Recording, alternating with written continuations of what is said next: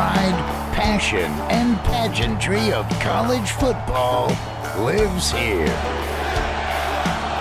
This is the Paul Finebaum Show, Hour 4 podcast. This might be college football heaven. We are back and appreciate you being here for the next hour. Let's continue with more phone calls, and Chuck is up next. Hey, Chuck. Hey, Mr. Finebaum, how are you, sir? We are doing great. I just want to let you know that I'm showing my age here, but I have been a longtime fan of yours all the way back from the Birmingham Post-Herald. Well, thank you. And I know that's really showing my age, but I have always respected you, and I tell you, you're one of the classiest gentlemen on TV. Well, that means a great deal to me. Thank you. And but I got two quick questions. One is that I was curious that when Jalen Hurts threw the touchdown to Devontae last night, has there ever been another duo from the same college do that in a Super Bowl?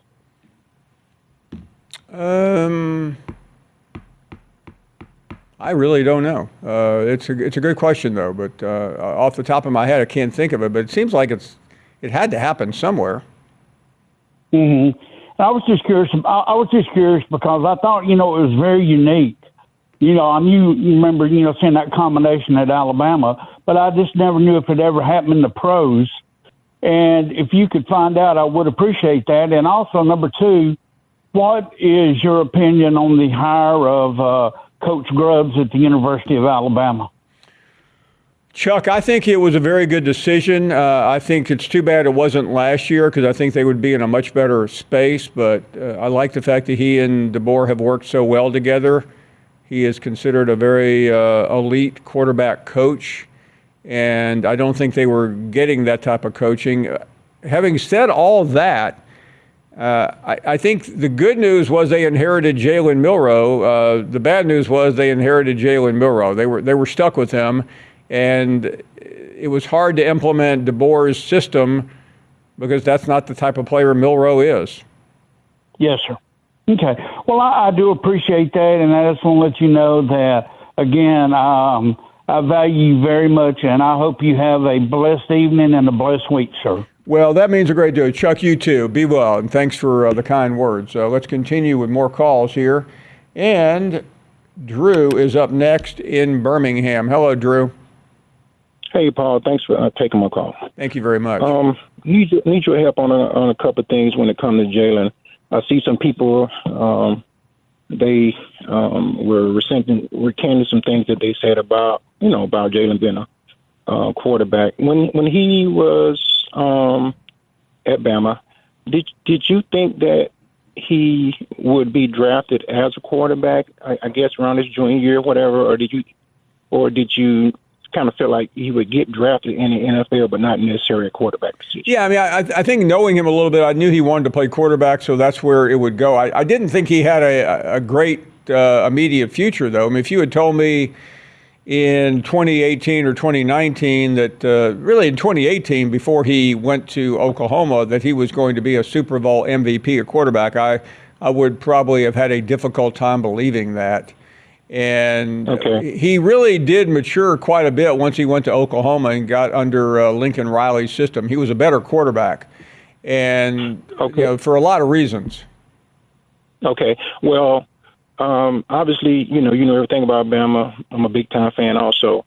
The difference for me, and I hear other people talking, is the fact that when he was the same guy to me.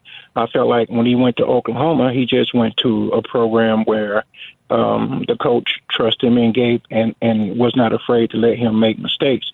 You can't tell me a guy that won as much as he did at Bama could go to a different school in 1 year and then become this guy. He was always that guy. In my opinion, he just played within the system that Alabama wanted him to play within. That's one thing. The other thing that I'm curious about is on NIL. I think when I listen to a lot of callers I feel like they don't really understand exactly how the NIL thing works. I have a question for you. When I first heard that NIL was going to be a thing, and they didn't really know how they was going to do it, did the powers that be, when I mean by that, the Nick Saban, Kirby, Dabo, were those guys ever included on how they thought that process should be when they first heard about the NIL? Well, I mean, they all saw it coming. I think for when Nick Saban went off the deep end was the very first year when Jimbo Fisher went out there and just absolutely went out and got players with just a ferocity that nobody really saw coming. I think they thought it would be nice, and I say that jokingly, but $500, $1,000, a supplement, and Jimbo just went out and rewrote the book, and everybody, I think, especially Nick Saban, even more so than Kirby Smart, was really caught off guard by that, and then it just simply went off the rails.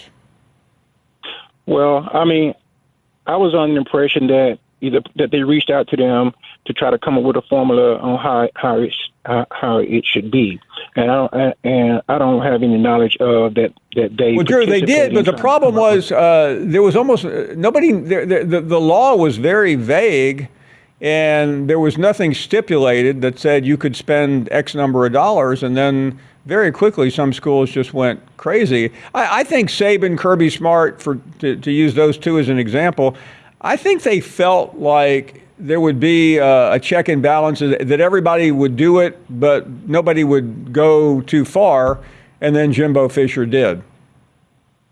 I just kind of find it kind of funny that the people that complain the most were the schools that were the powerful schools. You know what I'm saying? You're right about that. Well, listen, thank you very much for the call. Really interesting. We have a call now from John from St. Louis.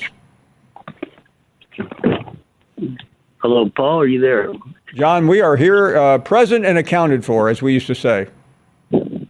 Very good. Well, anyway, I had a couple comments about who's the current commissioner of professional football. Is it Roger? It would be Roger Goodell. He's been there quite a while.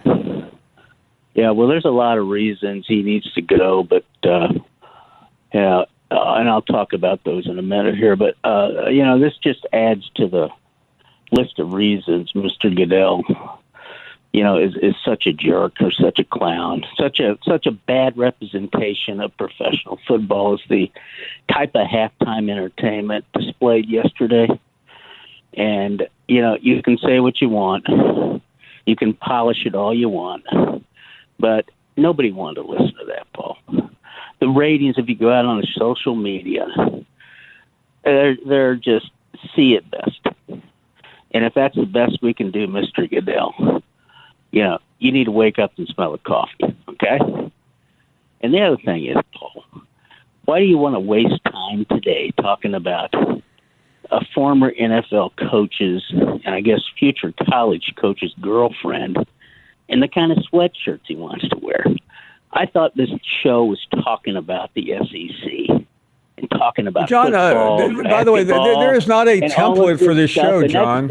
Nobody cares about Bill Belichick. Well, I don't know. I do. Do you? Why? John, John, hold on a second. Of the show. Allow me to ask you a question. Belichick. Ask away.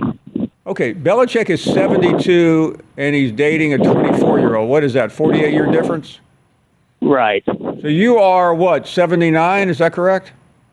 I'm 79 years old. So could you see yourself dating a 31-year-old? If I could get it, I would. Okay, well, you at least you gave an honest answer. Okay, I do compliment you for that. Here's the deal. The bottom line, everybody wants it, but there's only a few of us that can get it. Well, no, John. I think, John, everybody doesn't want a 31-year-old if they're in their 70s. Most people. They don't? No. You're obviously not married, right? I've told you the story of my life. Well, I've been divorced 3 times. Okay.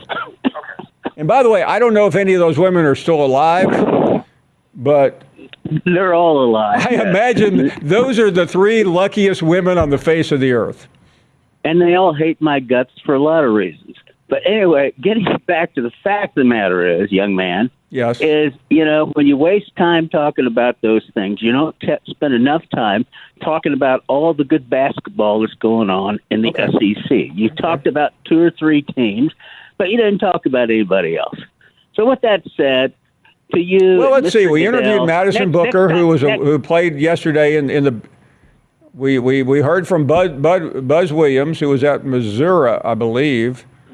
Yeah, he's a really good coach, by the way. I like him. Yeah, he's a good coach, yeah. We talked about the Alabama-Auburn game. Yeah. We talked about Florida beating Auburn. Okay. Any other games you would like us to mention? Alabama beat Calipari, stopped that winning streak. What do you want from me? What John, I tell you what, I want you to I'll John. tell you what, Paul. I'll be like the rest of your callers who you have trained. I will start telling you what you want to hear. No, John, we have enough of that. John, here's what I want, okay? I want you to program tomorrow's show.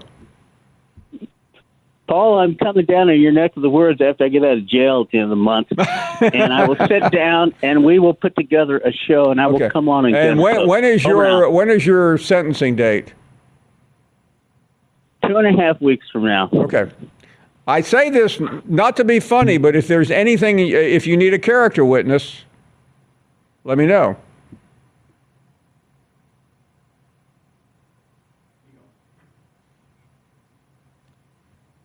Obviously, he did not accept my gift of gratitude. I don't blame him, by the way. We'll take a short break. We are coming right back. You're listening to the Paul Finebaum Show podcast. And we are back, and Vance is up next. Hey, Vance. Hey, Paul, I live in a hole where I live, and sometimes I just don't get good phone reception, so I apologize for that. That's okay. Thank you for taking my call. Real quick, that guy from Florida, from Ohio, is the perfect example of why 74% of the country wanted them to lose. To think about this, to Notre Dame, which I think on a normal day, most people hate them. Oh, absolutely. 100%. So just perfection of, if Ohio's so great, why the hell did you leave? That eradicates that, because I'll never get them out of my blood. They annoy me to the anyway. Paul, what do they call it these days? One of the most passed around words ever is narrative. Right. What is going on with this Mahomes versus Brady, Mahomes versus Jalen Hurts? What part of that football game didn't anybody watch? Was that not the personification of what General Mila designed as being football? Yeah, I mean the only question I had is did Philadelphia have Mahomes signals, because they looked like they did. That was called. It's a very simple. I know they're getting paid. I know why, but they redundant over and over and over. Now I'm starting to understand some of Jeff's complaints, but really, there was nothing to decipher about that, was it? No, it was a bludgeoning. They just got murdered, Paul. That's all there is to it. Correct. I mean, what do you think? Well, no. I mean, I have rarely seen anything more one-sided in an important game. But it was still a simple line of scrimmage game. Yeah, no, there was nothing fancy about it. They just destroyed them at the line. Patrick Mahomes, who is the greatest quarterback in the game today, never had time, and when he had a half a second, he still panicked. I mean, what did they want him to do? hover in the air 25 feet? No, there was not much you could do. No, well, Tom Brady, no, he wouldn't. Nobody would. Paul, that was just such a simple, perfect, wonderful football game of line of scrimmage, butt kicking. And I don't know why all this talk keeps going on about these. I know it's the toughest job in sports, so they say. But, man, they're just putting so much pressure on quarterbacks when there's a whole other side of the field there. And I don't get this, like so-and-so versus so-and-so. This isn't Don Drysdale against John Smoltz or whatever. For the record, I don't think Drysdale ever pitched against John Smoltz. Anyway, thanks for the call. Cat Daddy is up next. Big Paul looking good and sounding good as always. Thanks for taking my call. As far as the Super Bowl last night, well, let's just say Trump got cheered, Taylor Swift got booed. That ought to give you a good idea where the country's at now. But here's my take on Jim from Ohio. Did he say he's been divorced 3 times? John said he's been divorced 3 times, and all 3 ex-wives who are alive hate his guts.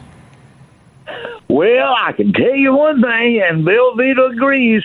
They woke up and smelt the coffee.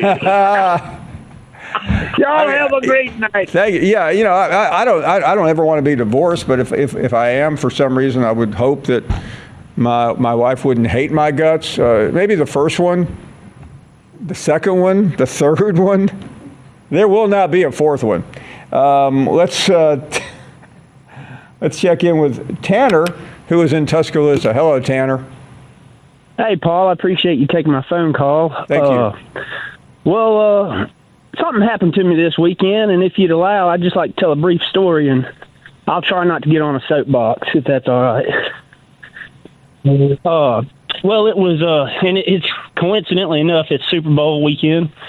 I wake up, same time as always, go down to the river, walk my dog, and I'm scrolling on Instagram. That's a social media platform for those that don't know. And I come across an advertisement, I guess you'd call it, I don't know, but a post from the Alabama Policy Institute. And it was saying basically just gambling, sports betting's not right for Alabama, and, it should be outlawed. It should stay illegal. I think a lot of people in Tuscaloosa and Birmingham and Mobile and Auburn and all over the state were finally getting sick and tired of, every state around us being able to do things that, we have to go underground to do. And so I made a little post on there saying, I don't believe, anyone should tell me what I can and can't do with my hard-earned money. If I want to place a bet, I ought to be able to. Well, they talked to me as if I was some uneducated hillbilly, and, well, maybe I am, but I grew up listening to the Paul Finebaum show, so I know how to argue. And long story short, Paul, they did not give me a compelling argument. They didn't give me a compelling argument as to why I shouldn't be able to take my hard-earned wages and place a bet on any sports team. Why should my tax dollars, or not my tax dollars, why should my money, why should I just not be allowed to do with it as I please, especially when it's something, Mississippi, I can go to I can go to Tennessee, I can go to, it doesn't make any sense, Paul. There's 37 states in the country. I believe I looked it up. 37 states have sports betting.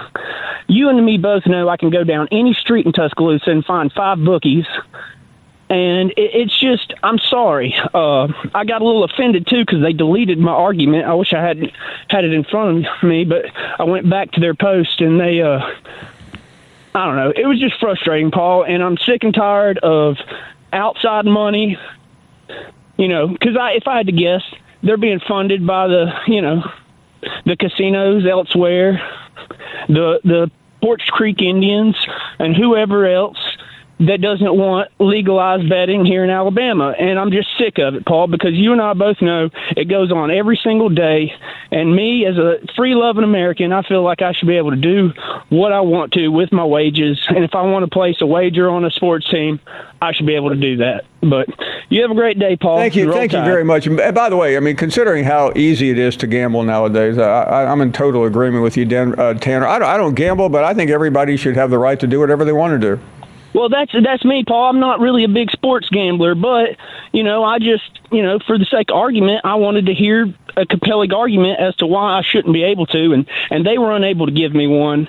And, like I said, they didn't know who they were talking to. They didn't know I listened to the Paul Finebaum show and ain't afraid to squabble with somebody. So you have a great day, Paul. Thank you very, very much. Why don't we take a break here? We have plenty to do here in the final 30 minutes. We hope you'll stick around.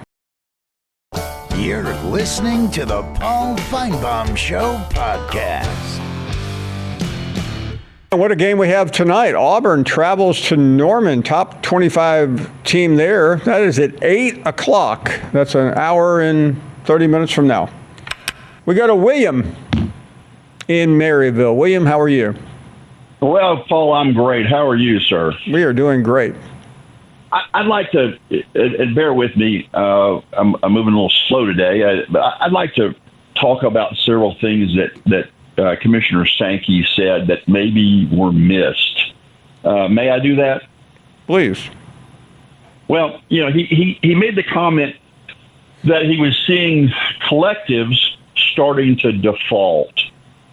And 2 or 3 years ago when this all started, I think I called in and said, Paul, I don't know what a collective is. I thought it was something that folks in Russia did to put all the rice in one pot. And I'm still not sure I know what one is because I've always been leery of organizations that raise money from other people. And let's think about what Commissioner Sankey said. What happens when a collective defaults? Well, first of all, if the collective has signed a lot of agreements with athletes to pay them money, and the collective doesn't have the money in hand, then they are going to default. And when they default, somebody like me, some old guy, retired lawyer, is going to dust off his law license, and he's going to start poking around like Elon and his team's doing, and he's going to say, okay, where's this money gone? Have these folks that run this collective, have they paid themselves exorbitant salaries? Have they leased or bought Mercedes? Have they done things financially they shouldn't have done? And more importantly, have they reached agreements with individuals knowing that they didn't have the money to meet that agreement? And at that point in time, if you go after the collective, you're going to then go after the individuals running the collective, probably for fraud. So once that starts to happen, I know the Florida case got some publicity. Once that starts to happen, the collective is then going to be unable to pay other players, and it's just going to cascade. I've always been very, very leery of these collectives. So that's my first point that Commissioner Sankey alluded to. The second point, let's talk about this Georgia law on tax exemption. Paul, there's a couple of other laws out there. I believe North Carolina recently passed a law to allow high school students to get NIL money. Correct. In response, they were afraid they were going to lose some high school students, maybe to IMG or something. I believe Missouri passed a law that somehow favored Missouri high school athletes that stayed in state so as to give their in-state schools a competitive advantage. Now, I agree that the Georgia proposed law that exempts state income tax on NIL payments is ridiculous, but let's look at it another way. States that don't have income tax generally raise money with other things, such as sales tax. In Tennessee, you pay 10% sales tax on a vehicle. So when you buy your $250,000 Lamborghini, you pay $25,000. In North Carolina, which has a state income tax, It used to be, I don't know what the number is now, it used to be that sales tax on vehicles were capped. So there's all kinds of financial ramifications that go toward, what's the state of residency, where's the money earned, et cetera. So everybody, every state or many state legislatures are playing games to try to give their state some sort of competitive advantage. Now then let's change subject a minute and talk about other payments than NIL payments. And we talked about this 2 or 3 years ago, Paul, where, the car dealership decides they're going to get, some athlete to sponsor, and they pay them a large amount of money for a couple of appearances. And then they deduct it from their business as a business expense, keeping in mind that I don't think that any NIL collective is a charitable organization for purposes of allowing an individual to deduct that money from their taxes. And I don't know when that's going to come up and be heard, or when the IRS is going to raise that issue, but they are not charities. And on the business side, let's say that, Mr. Car Dealer pays a kid $1 million to come to a particular school, deducts that $1 million. It turns out that they didn't perform any meaningful services. And all of a sudden the IRS comes back and says, well, that's a wrongful deduction. We're going to ding you for the tax plus all the penalties and interest. So with all that said, these are just 2 or 3 of the issues out there, Paul. I hate to say this, but I don't think that it can be solved without Congress. And, maybe we'll get to the point with Congress that under the new administration that, with the USAID analysis and people wanting to look at where their money's being paid and look at how people are getting paid that are supposedly doing public good, maybe that'll be enough to get somebody to take a look and champion this cause, because I don't see it getting solved in any meaningful way without national legislation that controls everybody, Paul. William, I think you're dead right. Thank you very much for the call. Really do appreciate it. Let's go to Jeff, who is in the Zoom. Hey, Jeff, go right ahead. Good afternoon, Paul. How are you? We're doing great. Thank you. I'm not a lawyer, but it sounds like we're screwed. Or somebody is. And I love college football, darn it. Paul, I don't think it was your intent to have Don in Florida go where he did with the Tressel matter. But can we reset that conversation with Tressel being appointed as lieutenant governor by Mike DeWine? Go right ahead.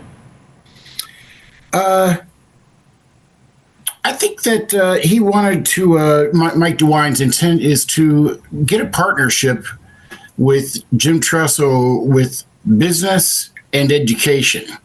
And to take this a little further, Paul, seems like with what President Trump is trying to do with education, it sounds a lot like he wants to send as much as he can, if not everything, to the states. Can you see where that's going, and what do you think? I'd like to hear your much more educated mind about this tonight. First of all, let me make it very clear. A lieutenant governor is mostly a ceremonial position in any state. I think Jim Tressel is a qualified person, probably far more than just some two-bit politician. So I give Mike DeWine credit for going out and finding somebody with integrity. And I think Jim does have that. I said the thing I said earlier because I'm not mad at Jim Tressel. I'm mad at Ohio State for acquiescing to public pressure when that story came out. A great university was said, you know what, that's not a big deal. Let's stand by our man. Instead, they fired him, ended up with Luke Fickell for a very awkward year, and then to the school's credit, ended up with a better coach in Urban Meyer, who won a national championship. Thanks for the call. Appreciate it. We head to the break. We are back with a few more minutes right after this. You're listening to the Paul Finebaum Show podcast. We are back, and so is Longhorn Jack. Good afternoon, Jack. How you doing, Mr. Paul Finebaum? Good afternoon. How you doing? We're doing great. do you see a possibility in the Kansas City Chiefs drafting an offensive lineman in the first round? They need to draft about 5. Yeah. Yeah, I think that is a possibility. They probably also need a tight end because I don't think Kelsey's coming back. Do you? Maybe to the Cowboys. Be nice.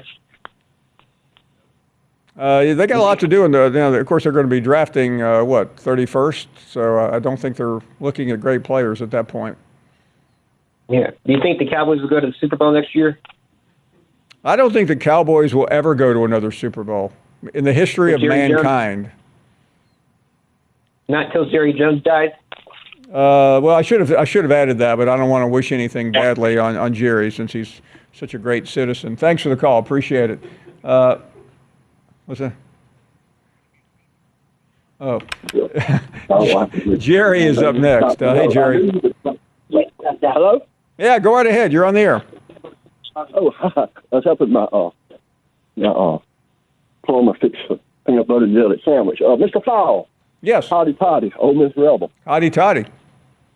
Second time caller. I think it's been a few years, and I think the first time I called, I was talking about everybody talking flat and smoking crack. You played my little thing for a few days there.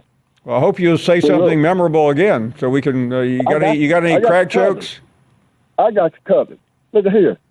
I'm 66 years old. This is not what I called about, but I'm listening to these people talking all that rap and giving Belichick crap. Right. But that young lady was a personal dance instructor teaching him a new kind of dance to tap. Okay? Now, next, my Ole Miss Rebels, they left that Oxford town, heading to New Orleans, southwest bound. On board, Jalen Hurts and touchdown Brown. When they landed in New Orleans, guess what they found? Crybaby Mahomes and the town crier. So the boys from the slip fell them all a pacifier. Okay, well, Hotty toddy. Hotty toddy. Yeah, that was good. I don't know if we'll be replaying that again, but maybe. AC is up next. Mr. Finebaum, thank you so much for taking my call. This is a rhetorical question for you. You don't have to answer. Now that the Eagles won the Super Bowl, my question is, how much do you think AJ's crying right now? Holla. I don't think he is.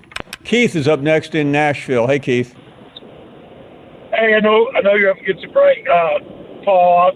I've listened to you for years. I only called in twice, both due to a death. One was John Ward, the day he died, and I've been hearing Judge John call in, and very sad to hear about the loss of his wife.